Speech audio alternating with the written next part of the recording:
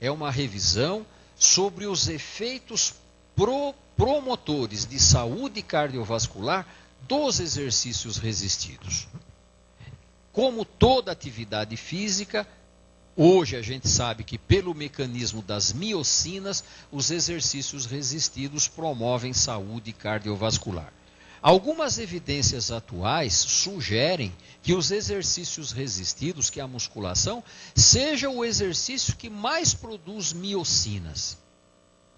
Esse é um trabalho de 2010 que comparou efeitos do exercício resistido com exercícios aeróbicos e mostrou que o exercício resistido é mais eficiente na produção das miocinas. Alguns trabalhos relativamente recentes têm relacionado menor risco de morte por todas as causas, mas nós sabemos que as causas cardiovasculares são muito importantes.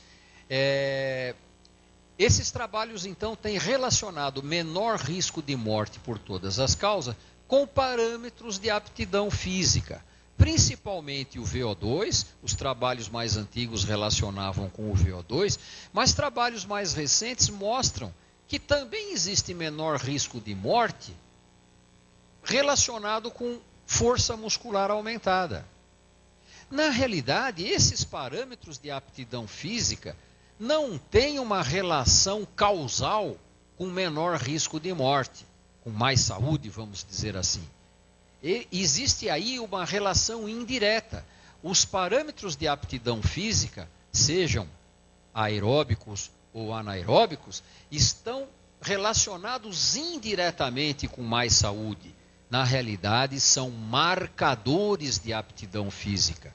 As pessoas que têm VO2 mais alto têm menor risco de morte porque têm mais atividade física. As pessoas que têm força muscular aumentada têm menor risco de morte porque têm mais atividade física. Então, esses trabalhos sugerem que o importante para promoção de saúde, para diminuir o risco de morte por todas as causas, é a atividade física, independente dos parâmetros de aptidão que ela vai estimular.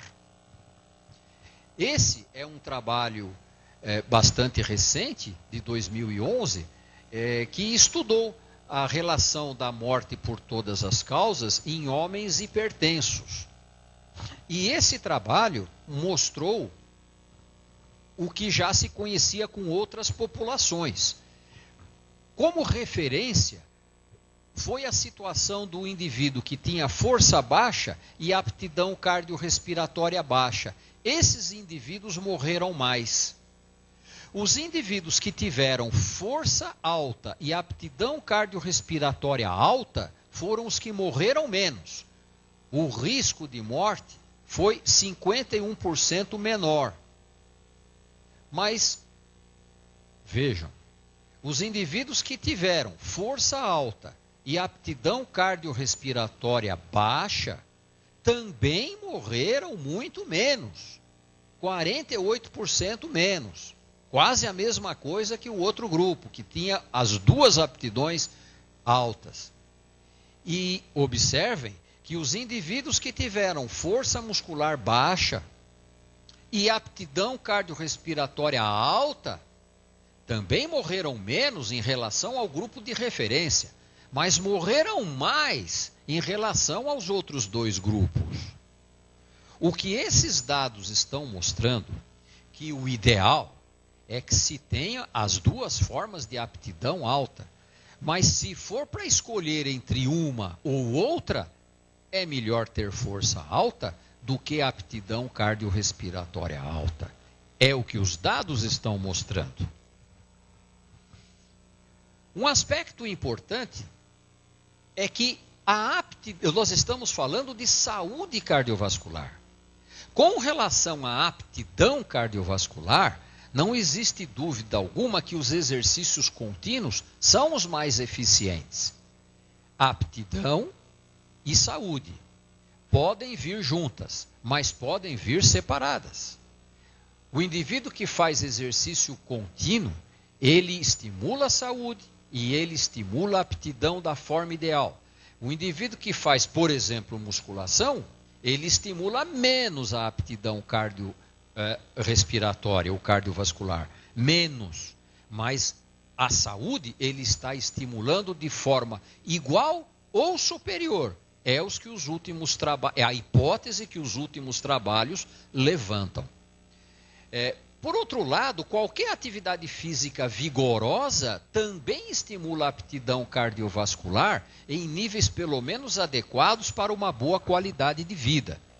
Esse é um trabalho também recente que mostrou que o treinamento resistido, utilizando apenas o exercício de agachamento, 4 séries de 6 a 10 repetições, com cerca de 80% de carga máxima, 3 vezes por semana, promoveu um importante aumento dos parâmetros aeróbicos dos indivíduos, da aptidão física dos indivíduos.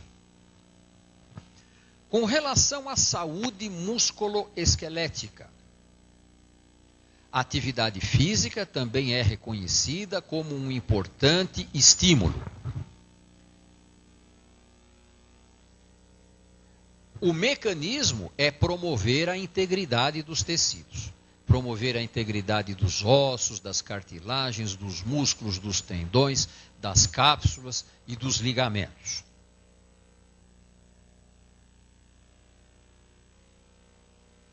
Nós podemos estudar a composição corporal das pessoas para avaliar a integridade dos seus tecidos músculo-esqueléticos. Nós podemos dizer que campeonatos de musculação são campeonatos de composição corporal. O que está em jogo é a melhor massa muscular, a menor quantidade de gordura. A massa óssea não entra no julgamento, mas nós podemos dizer que musculação é um campeonato de composição corporal. A saúde músculo e esquelética, assim como a aptidão músculo-esquelética, são melhor estimulados pelos exercícios resistidos, mas toda atividade física vigorosa tem esses efeitos. Uma referência para esses efeitos promotores de saúde e aptidão músculo-esquelética dos exercícios resistidos pode ser encontrado nesse trabalho, que é um posicionamento do Colégio Americano de Medicina do Esporte sobre exercício e atividade física para adultos idosos. Com relação à aptidão física, o conceito é a capacidade de realizar esforços. Estuda-se a aptidão física considerando as diversas formas de aptidão física, chamadas de capacidades ou qualidades de aptidão física. Se o indivíduo fizer só treinamento com peso, só musculação, as aptidões que mais vão melhorar, força e potência, o que justifica a denominação de treinamento de força para a musculação. Mas todas as outras qualidades de aptidão também vão ser aprimoradas. Não necessariamente em grau máximo, mas todas vão melhorar ao ponto de trazerem uma aptidão física adequada para uma boa qualidade de vida em todas as idades. Vamos considerar quais são as aplicações da força na vida diária das pessoas.